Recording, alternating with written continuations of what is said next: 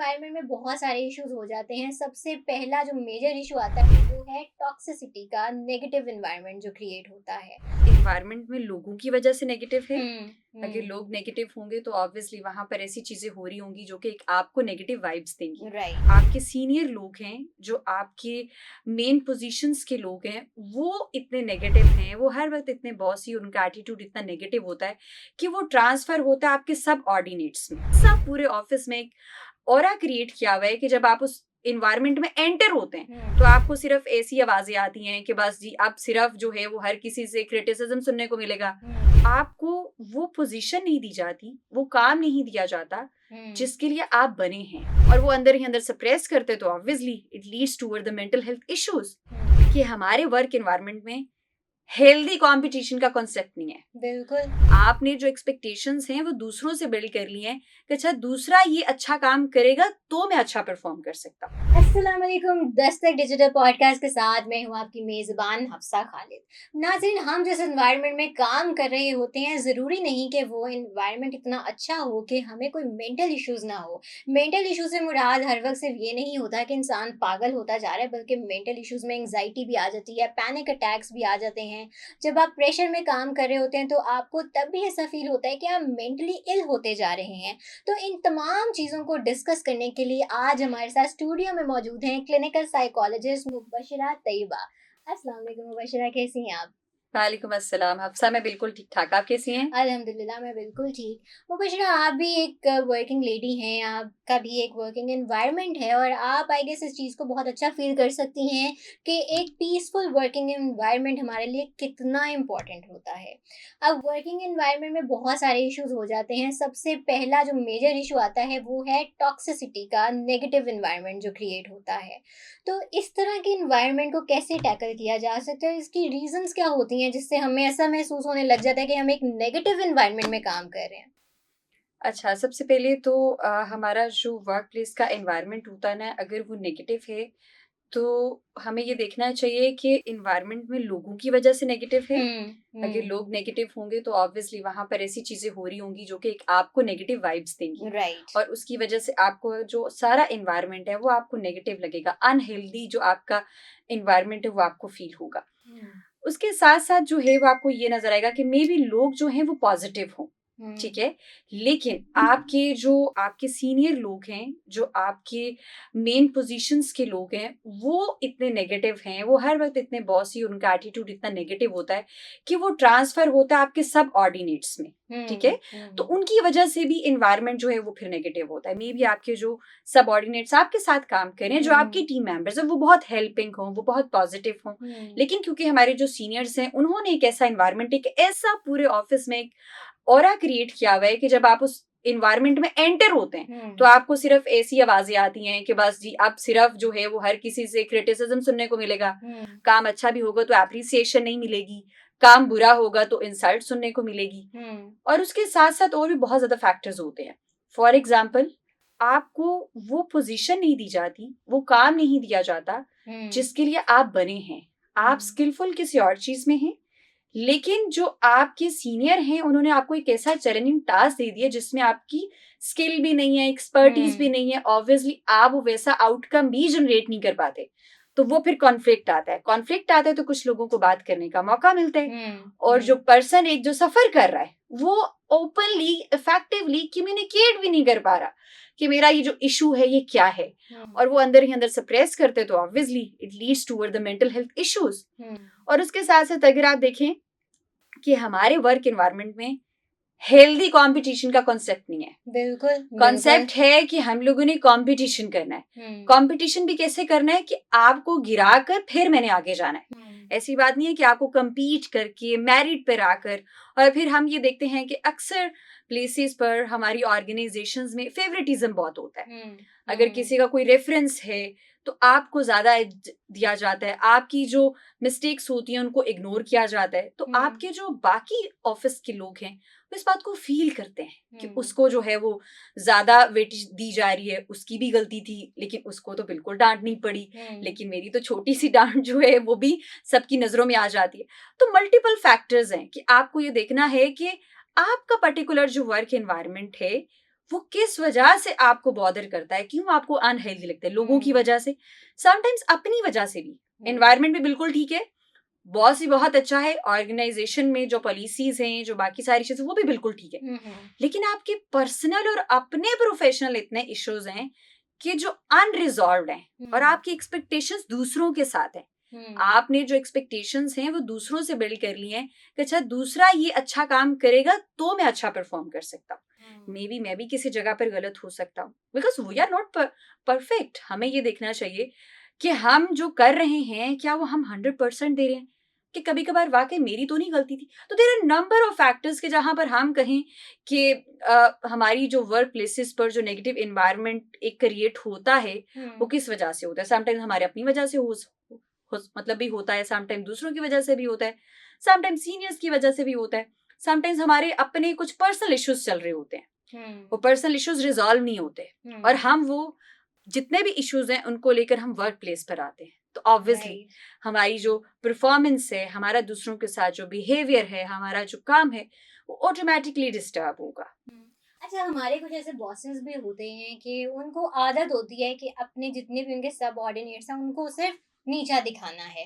आपकी एक self respect होती है जिसका ख्याल नहीं रखा जाता, और उस केस में आप इतने मेंटली डिस्टर्ब हो जाते हो कि आपका उस जगह पे दोबारा जाने का भी दिल नहीं करता। तो इस तरह की सिचुएशन को फिर कैसे कोप अप किया जा सकता है? अच्छा, जहां पर तो हम ये देखते हैं ना कि जो हमारा बॉस है, जो बहुत सीनियर पर्सन है, अगर उसका हमारे साथ रवैया ये है कि वो हमें नीचा दिखाएगा, तो अक्सर मैंने ये देखा है बहुत कम लोग हैं, अगर वो जेन्युइनली एफर्ट पुट कर रहे होते हैं, काम अच्छा कर रहे होते हैं, स्किलफुल होते हैं, कॉम्पिटेंट होते हैं, तो वो अपनी जॉब स्विच कर देते हैं। क्योंकि देखिए जो मेन लीडर होता है ना, उसको बहुत कुछ सहना पड़ता है। हम ये समझते हैं कि सब ऑर्डिनेट अगर मिस्टेक कर रहा है तो सीनियर जो है वो कहीं ना कहीं उसको गाइड करेगा, लेकिन अगर हमारी फाउंडेशन जो हमारा लीडर है और जो हमारा एक समझाने वाला है, जो हमें लीड करने वाला है, जो हमारा सीनियर है, वही हमारे अंदर नेगेटिविटी जो है वो फैलाएगा और हमें नीचा दिखाने की कोशिश करेगा, तो मेरा नहीं ख्याल कि वहां पर कोई भी टिक पाएगा। आपने भी अक्सर सुना होगा कि कहते हैं कि अगर आपने पूछना ना कि आदमी कैसा है, आप किसी के घर जाओ तो आप ये देखो कि उसका नौकर कितना पुराना है। तो जब हम वर्क प्लेस की बात करते हैं तो मैं ये समझती हूँ कि अगर आपने ये देखना है ना कि उस ऑर्गेनाइजेशन का बॉस कैसा है, तो आप सिक्योरिटी गार्ड से जाके पूछे कि वो कितने साल उसके हो गए हैं इस ऑर्गेनाइजेशन में काम करते हुए, तो वो फिर आपको बताएगा कि इस ऑफिस का एनवायरनमेंट कैसा है, यहाँ पर बॉस कैसे हैं, सबऑर्डिनेट्स कैसे काम करते हैं, क्या क्या फैसिलिटीज हैं, कैसे कोऑपरेट किया जाता है, आपको कौन कौन सी सपोर्ट मिलती है। तो वहां से आपको ऑटोमेटिकली आइडिया हो जाता है कि आपके ऊपर लेवल पर जो है वहां पर गलती आ रही है या फिर आपके जो सब ऑर्डिनेट्स है उनमें कोई मसला आ रहा है। राइट। अच्छा, जब इस तरह की हमें टॉक्सिसिटी हमारे एनवायरनमेंट में नजर आए, तो क्या इसका सोल्यूशन सिर्फ ये है कि आप जॉब छोड़ के भाग जाएं? नहीं नहीं नहीं, बिल्कुल नहीं। मुझे लगता है कि आप कितनी जॉब्स छोड़ेंगे। व्हाट इफ अगर आप दूसरी ऑर्गेनाइजेशन में जाते हैं और आपको वैसे ही लोग मिले, नेगेटिव लोग, चैलेंजिंग लोग, और जो आपको वो चाहते हैं कि आपके लिए एक ऐसा एनवायरनमेंट क्रिएट किया जाए जहां पर आप अपनी वर्क परफॉर्मेंस को बेहतर नहीं कर सकते, आप अपनी प्रोडक्टिविटी को इनहैंस नहीं कर सकते, आप अपनी ओवरऑल ग्रोथ नहीं देखते, तो वहां पर हमें फिर ये देखना चाहिए कि हमारे अंदर वो कौन सी ऐसी स्किल्स होनी चाहिए, कौन सी ऐसा पोटेंशियल होना चाहिए कि हम उन चीजों को अच्छे तरीके से मैनेज कर सकें। कंट्रोल तो कर नहीं सकते, हम किसी दूसरे पर्सन को नहीं कंट्रोल कर सकते, लेकिन obviously we can change ourselves ना। हम वहां पर ये देखें कि अच्छा पर्टिकुलरली मेरे कौन से एरिया में जो है ना वो मेरा सीनियर कोई मसला क्रिएट करता है या मेरा सब ऑर्डिनेट कोई मसला क्रिएट करता है, वो चाहता है कि मेरी इमेज जो है वो नेगेटिव हो, तो वहां पर आप देखें कि आपने किस तरह से वाइज अप्रोच को यूज करते हुए इफेक्टिवली कम्युनिकेशन के थ्रू आपने अपने काम को बेहतर भी बनाना है, आपने उस टॉक्सिक एनवायरनमेंट से खुद को बचाना भी है, और जो आपका गोल है उसको अचीव भी करना है। तो ये तब होता है जब आप मेंटली हेल्दी होते हैं, आपका जो माइंड सेट है वो बहुत ज्यादा हेल्दी हो, आपका माइंड सेट ऑप्टिमिस्टिक हो, आपको नेगेटिविटी में से भी पॉजिटिविटी एक्सट्रैक्ट करनी आए।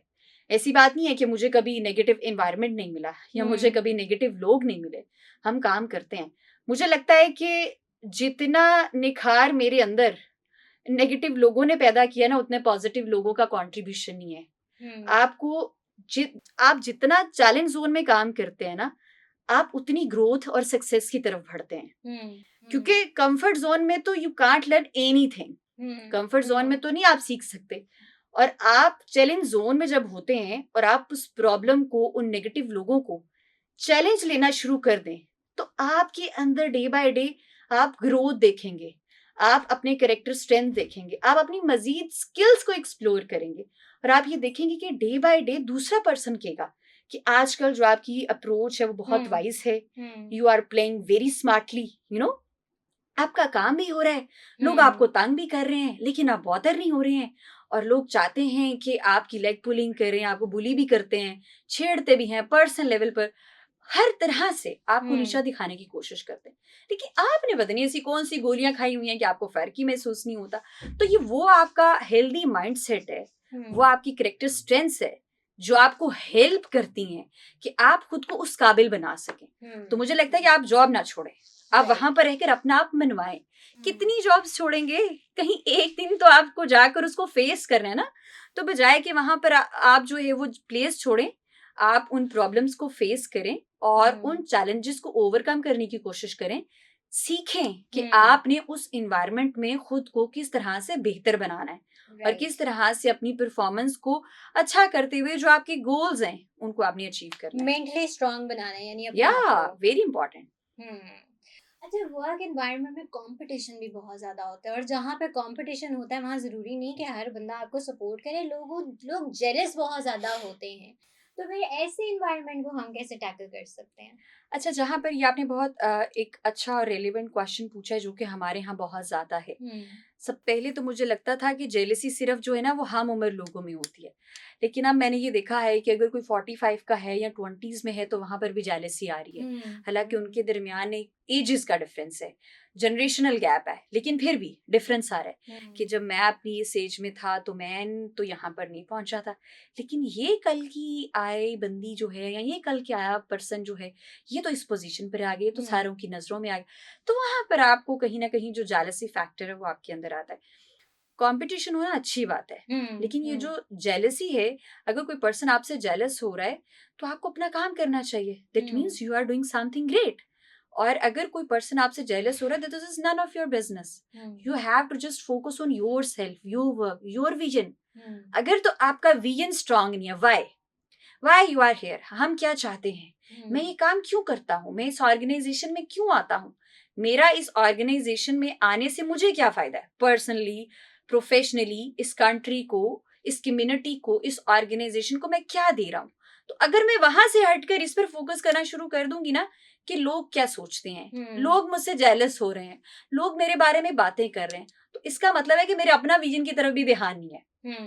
फॉर एग्जाम्पल, हम किसी अपने विजन की तरफ जा रहे हैं तो रास्ते में तूफान भी आएंगे, आंधियां भी आएंगी, बारिश भी होगी, मे बी आपकी कश्ती भी जो है वो डूब जाए, तो आप क्या करेंगे? आप अपने आप को हालात के हवाले तो नहीं करेंगे, आप कोशिश करेंगे, आप कोशिश करेंगे कि आप जो है उन हालात से निकलें। आप उन चीजों पर फोकस ना करें जो आपको डिस्ट्रैक्ट कर रही है, यानी कि लोग तो चाहते हैं कि हम आपको डिस्ट्रैक्ट करें ताकि आपकी वर्क परफॉर्मेंस लो हो, ताकि आप अपने विजन को अचीव ना कर सकें, ताकि जो आपने एक अपना टारगेटेड गोल जो अचीव करना है उसको आप अचीव ना कर सकें। अगर आप अचीव भी करें तो वो आपकी जो एक्सपेक्टेशंस है उस गोल से वो आप अचीव ना कर सकें, वो उस क्वालिटी का काम ना कर सकें। लोग इसलिए भी कहीं ना कहीं आपको फिर बताते भी हैं कि आप ऐसा काम करती हैं तो दूसरा पर्सन आपसे जेलस होता है, वो आके आपको बड़ा रिपोर्ट कर रहे होते हैं। तो मुझे ये लगता है कि आपको बॉदर नहीं करना चाहिए। मेरे साथ ऐसा होता है, लोग आके बताते हैं फिलहाल आपके बारे में ऐसे बात करेंगे, अच्छा फिलहाल आपके बारे में ऐसा बात कर, तो मैं उस वक्त सिर्फ सुनती हूँ, स्माइल करती हूँ, क्योंकि वो जिस पर्सन ने बात की है ना, या फिर जो जेलस हो रहा है, उसने तो मेरे सामने आके मुझे कभी भी नहीं बताया कि मैं जेलस हो रहा हूँ। उसने तो आके कभी भी मुझे नहीं बताया कि मैं आपके बारे में ये नेगेटिव कमेंट्स करता हूँ। जो भी कर रहा है पीठ पीछे कर रहा है ना। तो उस टाइम पर अगर मेरा विजन, मेरा अपना जो मेरी अपनी मेंटल हेल्थ है या जो मेरा अपना काम है, मेरा उस पर फोकस नहीं है, तो ऑब्वियसली मैं बड़ा इजीली डिस्ट्रैक्ट हो जाऊंगी। अगर मेरा वाई स्ट्रांग है और मैं कहूंगी मेरी तो डेडलाइन आने वाली है, मुझे तो अपने काम पर फोकस करना है, मुझे टारगेट को अचीव करना है, तो फिर जो है वो मेरा फोकस अपने काम पर ही रहेगा। फिर मेरा फोकस जो है उन लोगों पर नहीं जाएगा जो जेलस होते हैं। जो लोग जेलस होते हैं हमें उन्हें इग्नोर करना चाहिए, क्योंकि हम उन्हें चेंज नहीं कर सकते। फॉर एग्जाम्पल, आपसे कोई पर्सन जेलस हो रहा है, मैं आपसे जेलस होती हूँ, क्या क्या करेंगी आप? आप मुझे चेंज कर सकती हैं? नो, बिल्कुल भी नहीं। यू कांट चेंज मी। आप क्या, अगर मैं आपसे जेलस हो रही हूँ तो क्या आप अपना काम छोड़ देंगी? नेवर। अगर आपको पता भी चलेगा तो दैट मीन्स ये आपके लिए खुशी की बात है कि आप कोई अच्छा काम कर रही है, जिसकी वजह से मुझे जेलसी है कि हफ्सा कोई ऐसा काम कर रही है जो मेरे पास नहीं है, हफ्सा के पास कोई ऐसी स्किल है जो मेरे पास नहीं है। अगर तो मैं एक लर्निंग पर्सपेक्टिव रखती हूँ तो मैं हफ्सा के पास जाऊंगी, मैं कहूंगी हफ्सा आपकी ये स्किल बहुत अच्छी है, आपकी एक्सपर्टीज है, तो प्लीज आप मुझे भी सिखाएं। आई वॉन्ट टू लर्न, मैं इसको सीखना चाहती हूँ, मैं आप जैसी बनना चाहती हूँ। जेलसी होगी तो मैं अंदर ही अंदर, तो नुकसान उल्टा मेरा है।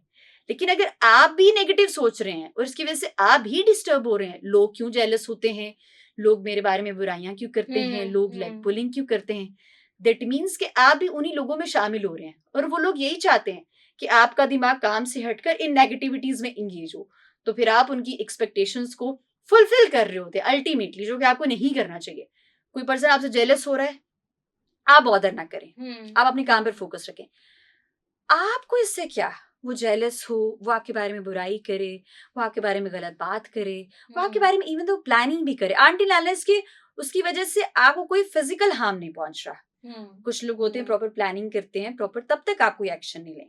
वर्बली है, पीठ पीछे है, let them go, you have to just focus on yourself. Right. So basic रैक्स इसका ये है कि अगर कोई आपसे जेलस भी हो रहा है तो आप अपने आप को मेंटली इतना स्ट्रांग रखें और फोकस्ड रखें कि कोई आपको फर्क ही ना पड़े और आपके काम पे भी हर्ज ना हो। Yes, right. अच्छा, वर्क प्लेस पे काम का प्रेशर भी अक्सर बहुत ज़्यादा आता है जब हमारे सीनियर्स देखते हैं कि इस बंदे में इतनी कैपेबिलिटी है कि ये इस टास्क के साथ और भी टास्क परफॉर्म कर सकता है, तो उसको मज़ीद काम उसके ऊपर लाद दिया जाता है और इतना ज़्यादा उसको ओवरबर्डन कर दिया जाता है कि उस बेचारे की रातों की नींद भी उड़ जाती है। तो इस सिचुएशन में क्या करना चाहिए? अच्छा, ये बहुत ही कॉमन क्वेश्चन है और मेरे ख्याल ये बहुत कॉमन इशू है। मेरे क्लिनिक पर भी बहुत ज्यादा लोग इस इशू के साथ आते हैं कि हमें बॉस की तरफ से या सीनियर्स की तरफ से बहुत वर्कलोड जो है वो डे बाय डे बढ़ता जा रहा है। मैं यहाँ पर ये कहना चाहूंगी कि अगर आप देखें कि आपकी जो जॉब डिस्क्रिप्शन थी या जो आपका काम था, उससे ज्यादा आपको काम दिया जा रहा है, तो फिर आपकी कम्युनिकेशन बहुत अच्छी होनी चाहिए। दैट मीन्स कि आप बहुत अच्छे तरीके से अपने सीनियर्स को बहुत इफेक्टिव और पोलाइट वे में कम्युनिकेट कर सके, एक्सप्रेस कर सकें कि मेरे पास ऑलरेडी सर इतना काम है, आई एम नॉट कैपेबल कि मैं इसके साथ एक्स्ट्रा वर्कलोड भी बेयर करूं। तो मुझे लगता है कि ह्यूमन कैपेसिटी के अकॉर्डिंग मेरे लिए करना ये पॉसिबल नहीं है। Yes, I can do this next day, क्योंकि नेक्स्ट डे का वो आपका टास्क बन जाएगा। आप कहें कि सेम डे पर एक दो दफा मेरे ख्याल काम दे देना में कोई मसला नहीं है, लेकिन अगर आप ये देखना शुरू करें कि डेली बेसिस पर आपको एक्स्ट्रा काम दिया जा रहा है, तो फिर ऑब्वियसली बर्न आउट होगा, फिर आपको समझ नहीं आएगी, फिर काम भी अच्छा नहीं होगा, आपकी भी जो मेंटल हेल्थ इश्यूज है वो भी आएंगे, आपको गुस्सा भी आना शुरू होगा, आप इमोशनली भी डिसरेगुलेट होंगे, आपके जो एक्शंस है वो भी इतने जो है वो हेल्दी नहीं होंगे।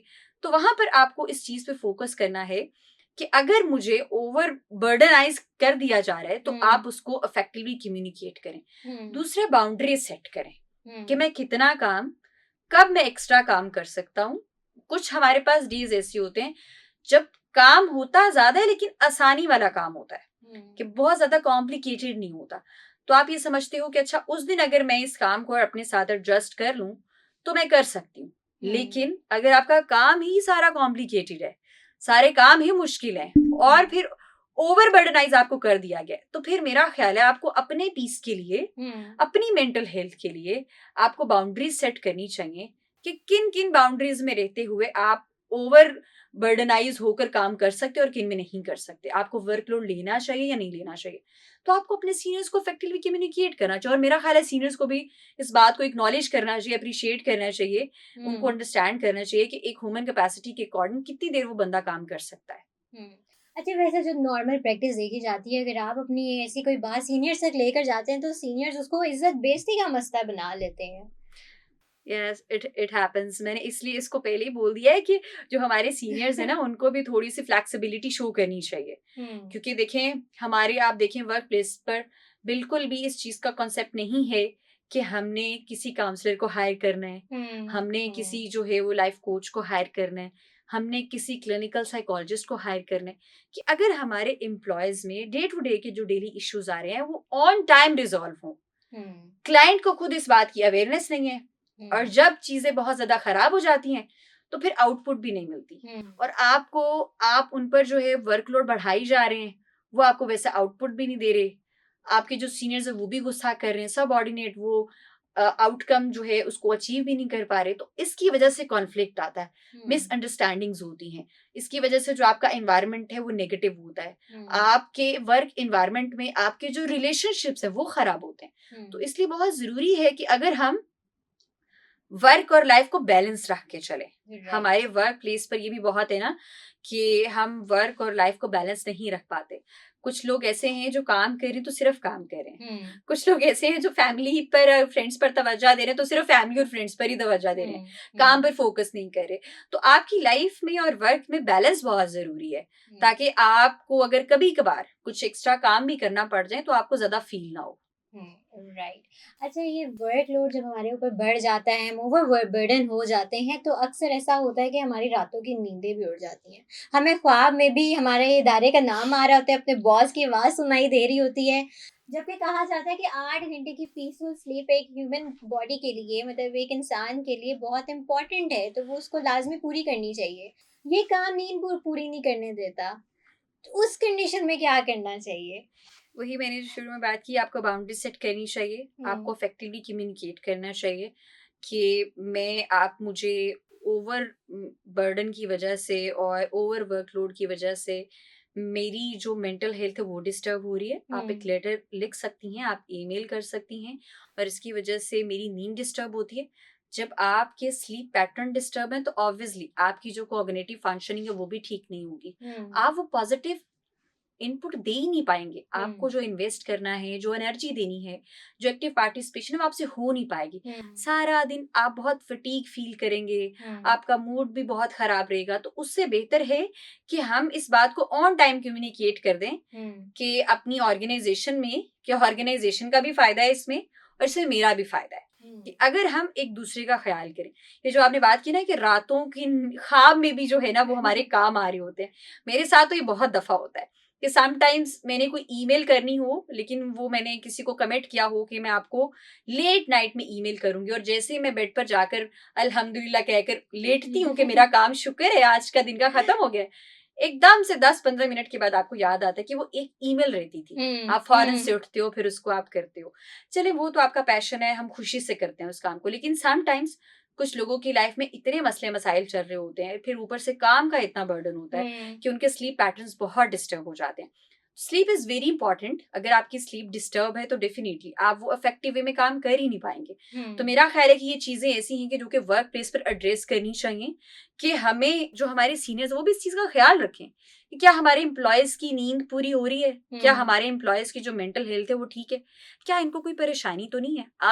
आप जाके ये सर्वे करके देख लें, कितने ऐसे मतलब एसोसिएशन है, कंपनीज हैं जहां पर एम्प्लॉयज का अगर थोड़ा सा मूड ऑफ है तो वहां से आके किसी मैनेजर ने पूछा हो क्या हुआ है, तुम्हारी तबीयत ठीक है आज, उसको आप अपने पास लेके गए हो, नींद नहीं पूरी हो रही, कोई मसला है, काम करने को दिल नहीं कर रहा।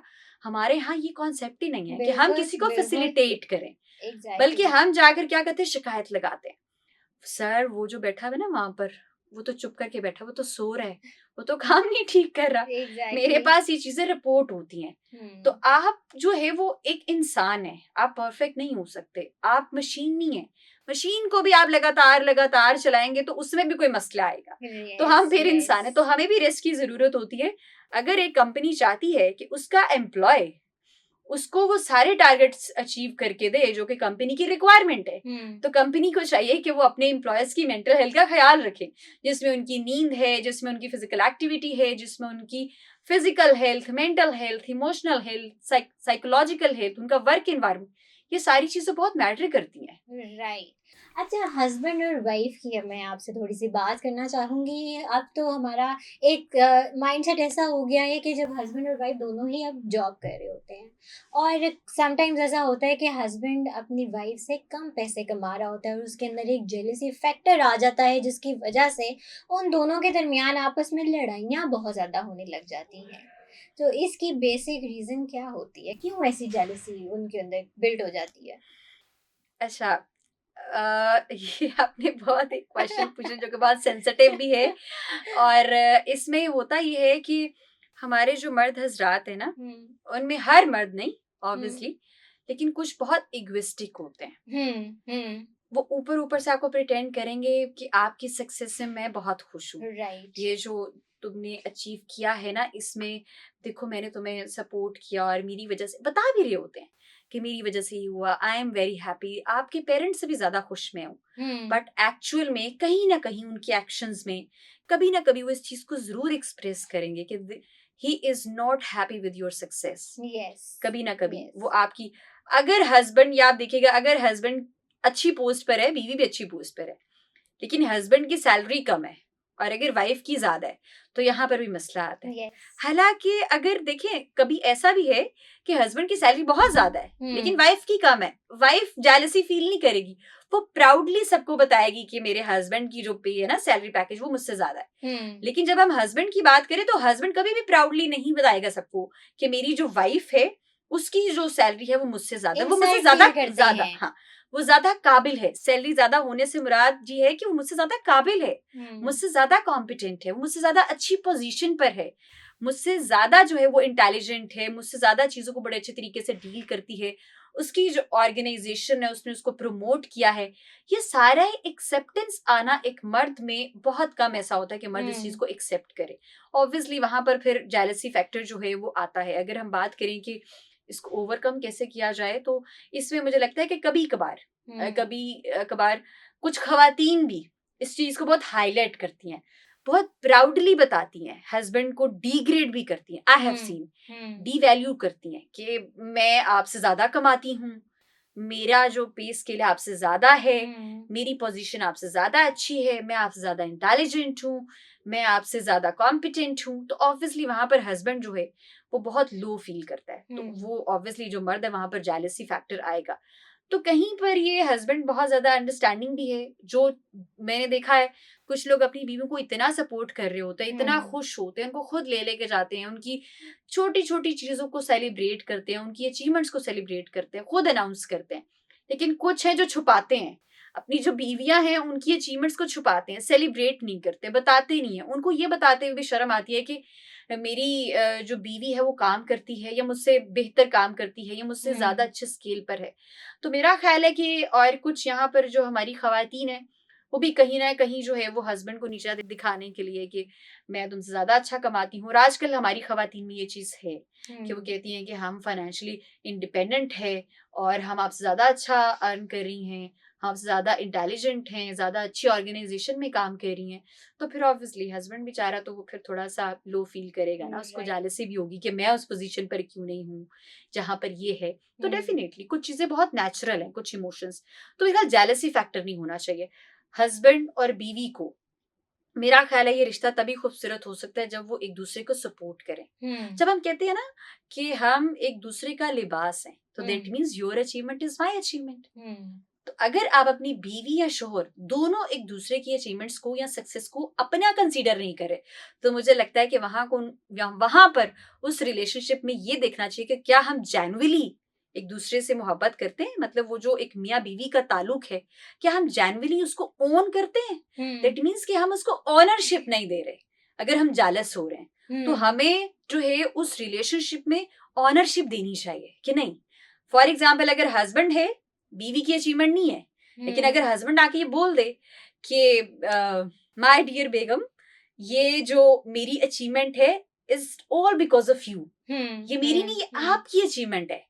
और इसी तरीके से वाइफ जो है वो आके कह दे कि मियाँ जी ये जो मेरी अचीवमेंट है ये आपकी है, ये मेरी तो है ही है लेकिन ऑल क्रेडिट जो है वो आपको जाता है, ये आपकी अचीवमेंट है। तो मेरा ख्याल है ये रिश्ता बहुत खूबसूरती से चल सकता है। राइट। अच्छा, हस्बैंड वाइफ के बीच में अगर इस तरह का कोई क्लैश ना भी आए तो रिश्तेदार ऐसा एक रोल प्ले करते हैं, जैसे वो कहते हैं ना, भड़कती आग में तेल डालने का काम करते हैं। तो रिश्तेदार भी वही रोल प्ले कर रहे होते हैं, और अगर इस तरह की कोई इश्यूज आ जाएं तो वो या तो हस्बैंड को भड़का देते हैं या वाइफ को भड़का देते हैं, जिसकी वजह से सिचुएशन इतनी प्रोलॉन्ग हो जाती है कि वो तलाक तक बात पहुंच जाती है और मियाँ बीवी अलहदा भी हो जाते हैं। तो ऐसी सिचुएशंस में हम अपने आप को मेंटली स्ट्रांग कैसे रख सकते हैं? सबसे पहले मैं कहूंगी कि अगर वाइफ और हस्बैंड का रिलेशनशिप इतना स्ट्रांग है ना, तो रिश्तेदार क्या कोई भी इसको तोड़ नहीं सकता। तो आपका अपना जो रिलेशनशिप है वो इतना स्ट्रांग होना चाहिए, आपने उसमें कुछ बाउंड्री सेट की होती हैं। अपने रिलेशनशिप के कुछ उसूल बनाए होते हैं, कुछ प्रिंसिपल्स बनाए होते हैं कि किस पोजीशन पर आकर कब आकर हमारे दरमियान कोई कॉन्फ्लिक्ट आ सकता है, और वहां पर हमने अपने कॉन्फ्लिक्ट्स को इस रूम के अंदर रिजॉल्व करना है।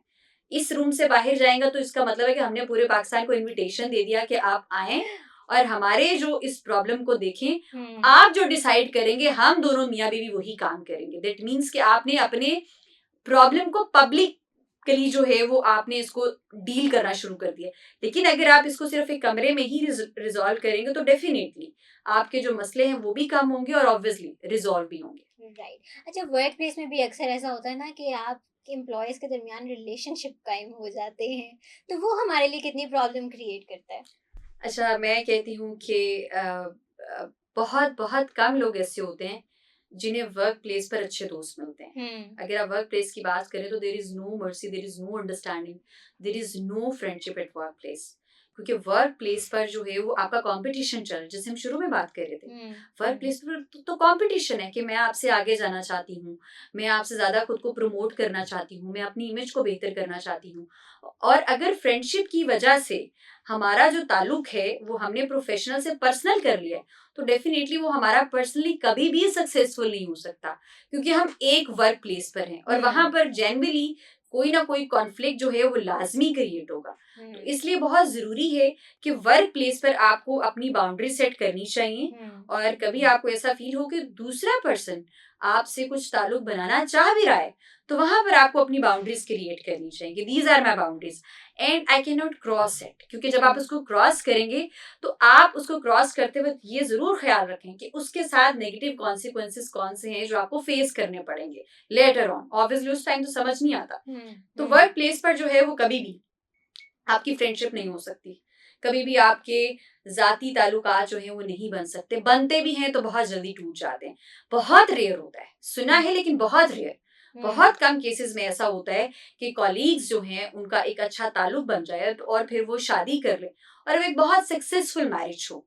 लेकिन मोस्टली केसेस में ऐसा नहीं होता। मोस्टली केसेस में आई हैव सीन, क्योंकि मेरे क्लिनिक पर ऐसे लोग आते हैं कि पहले जो है वो आप एक दूसरे से बातचीत करते हैं, फिर आप कहते हैं कि हम एक दूसरे को सपोर्ट करेंगे, आप वर्क प्लेस पर मुझे सपोर्ट करेंगी, मैं आपको सपोर्ट करूंगा, और अल्टीमेटली वो जो आपका पर्सनल एक ताल्लुक है वो कॉन्फ्लिक्ट में चेंज हो जाता है। फिर मिसअंडरस्टैंडिंग्स होती हैं, फिर ब्लेमिंग सिस्टम होता है, फिर वो अंडरस्टैंडिंग लेवल बिल्ड नहीं होता, फिर वो कॉम्पिटिशन आता है, फिर वो जेलसी आती है और अल्टीमेटली आपका ब्रेकअप हो जाता है। तो उससे बेहतर है कि वर्क प्लेस पर आप कोशिश करें कि आपका कोई ऐसा ताल्लुक ना बने कि जो आपकी पर्सनल लाइफ को डिस्टर्ब करे, क्योंकि अल्टीमेटली फिर आप कॉम्प्रोमाइज कर रहे हैं अपने पर्सनल ताल्लुकात को भी और अपने प्रोफेशनल ताल्लुकात को भी। राइट। अच्छा, लास्ट में मैं आपसे जानना चाहूंगी कि कौन से ऐसे हेल्दी टिप्स आप हमसे शेयर कर सकती हैं जिससे हम एक हेल्दी वर्क एनवायरनमेंट में काम कर सकें और जो मेंटल इश्यूज रेज होते हैं उनसे भी बच सकें? सबसे पहले तो मैं ये कहूंगी कि आपको ये पता होना चाहिए कि आप काम करते क्यों हैं। हमारे आप सर्वे करके देखिए, बहुत ज्यादा लोगों को ये नहीं पता कि मैं क्यों इस एसोसिएशन में काम कर रहा हूँ। मेरा पैशन है, मेरा इंटरेस्ट है, या जस्ट मुझे अपनी फाइनेंशियल स्टेबिलिटी के लिए इस ऑफिस में जॉब करनी है। तो ये जानना आपके लिए बहुत जरूरी है कि आप जब काम कर रहे होते हैं आप लेथार्जिक तो नहीं होते, आप थकते तो नहीं है, क्या आप काम को एंजॉय करते हैं। हमारे बहुत ज्यादा, क्योंकि मेरा कॉर्पोरेट सेक्टर में मेरा काम है, मेरी ट्रेनिंग्स होती हैं, मैं देखती हूँ कि जितने भी एम्प्लॉयज हैं ऐसे लगता है जैसे बहुत मजबूरी से बिठाया हुआ है। सुबह वो जिस पोस्टर में बैठेंगे सारे दिन वो उसे ही एक ही फेस के साथ वो एक ही पोस्टर में बैठे रहेंगे, तो दैट मीन्स कि आपका इंटरेस्ट नहीं है।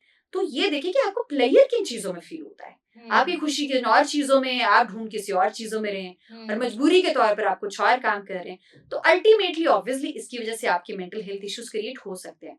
सेकेंडली, बहुत जरूरी है फिजिकल एक्टिविटी।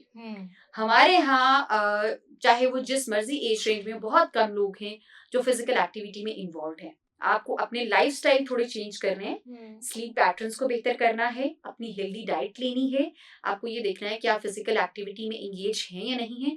उसके साथ साथ आपने ये देखना है कि मेरे जहन में कौन सी थॉट्स आती हैं, ज्यादातर पॉजिटिव आती है, नेगेटिव आती है। मेरे इर्द गिर्द अगर नेगेटिव इन्वायरमेंट हो तो मेरा फोकस नेगेटिव चीजों पर जाता है, उसमें से मैं पॉजिटिविटी स्टार्ट करने की कोशिश करती हूँ। फिर उसके साथ साथ आप ये देखें कि मैं इमोशनली कैसे एक्ट कर रही हूँ, मेरा जो बिहेवियर है वो किस तरह से मैं लोगों के सामने पोर्ट्रे कर रही हूँ। और उसके साथ साथ बहुत जरूरी है, कोशिश करें उन लोगों के साथ उठे बैठे जो पॉजिटिव हैं, उन लोगों के साथ बैठे जो आइडियाज डिस्कस करते हैं, उन लोगों के साथ ना बैठे जो लोगों को डिस्कस करते हैं। आप उन लोगों के साथ काम करिए जहां पर आपको लगता है कि इनके साथ बैठकर मैं कुछ सीख सकता हूँ। और कोशिश ये करें कि अपने सीनियर्स के साथ बैठने की कोशिश करें, क्योंकि जो आपके सीनियर्स हैं उनके और आपके दरमियान गैप बहुत ज्यादा होता है, तो कंपटीशन का सवाल ही पैदा नहीं होता। लेकिन yes, you can learn from them कि हमने किस तरह से खुद को एक्सेल करना है, क्योंकि हर बंदा जो है वो अपने आप को अपग्रेड करना चाहता है, उसको गाइडेंस चाहिए होती है। तो ये एक थोड़े हेल्दी वेज हैं। और कुछ और भी आपकी टेक्निक्स हो सकती हैं। आपको ये देखना चाहिए कि अगर मुझे कोई वर्क प्लेस पर इशू आ रहा है तो आपको कम्युनिकेट करना आना चाहिए इफेक्टिव वे में, पोलाइट वे में। आपको अगर वर्क प्लेस पर कोई कॉन्फ्लिक्ट आ गया है तो आपको असर्टिव स्किल्स का पता हो कि आप उस मसले को असर्टिव वे में जो है आप उसको मैनेज कर सके। और हमेशा एक बात याद रखिए, वर्क प्लेस पर जितना बड़ा मर्जी आपका मसला हो जाए, फौरी तौर पर कभी भी रिएक्ट नहीं करना चाहिए। आपको हमेशा वर्क प्लेस पर रिस्पॉन्ड करना चाहिए, क्योंकि रिएक्शन जब आप कर रहे होते हैं तो तब आप अपने सेंसेस में नहीं होते, गुस्से में आप होते हैं, आप इमोशनल होके जो है बात कर रहे होते हैं। तो कोशिश करें कि एक घर से खुद को जो है एक स्टेटमेंट दे के आप ये सारी स्टेटमेंट्स लेके फिर आप ऑफिस में जाएं कि मैं आज पॉजिटिव रहूंगा, मैं आज कॉन्फिडेंट रहूंगा, मैं आज अपने काम में जो है वो अपनी खुशी ढूंढूंगा, मैं उसके बाद जो है वो अपने जितने भी मेरे साथ काम करने वाले हैं मैं उनमें से पॉजिटिविटीज को जो है वो एक्सट्रैक्ट करूंगा। अगर मुझे कोई मसला है तो मैं इफेक्टिव वे में अपने सीनियर से कम्युनिकेट करूंगा।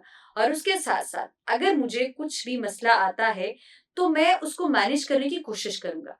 और अगर हाँ, कोई मुझे बुली करना चाहे, कोई मुझे ब्लेम करना चाहे, कोई मुझे गुस्सा दिलाना चाहे, तो मैं रिएक्ट नहीं करूंगा, मैं रिस्पॉन्ड करूंगा अपने मेंटल पीस के लिए। क्यों? क्योंकि मेरी वर्क ग्रोथ के लिए, मेरी उस टारगेट को अचीव करने के लिए बहुत जरूरी है कि मेरा जो मेंटल हेल्थ है उसमें पीसफुल होना बहुत जरूरी है।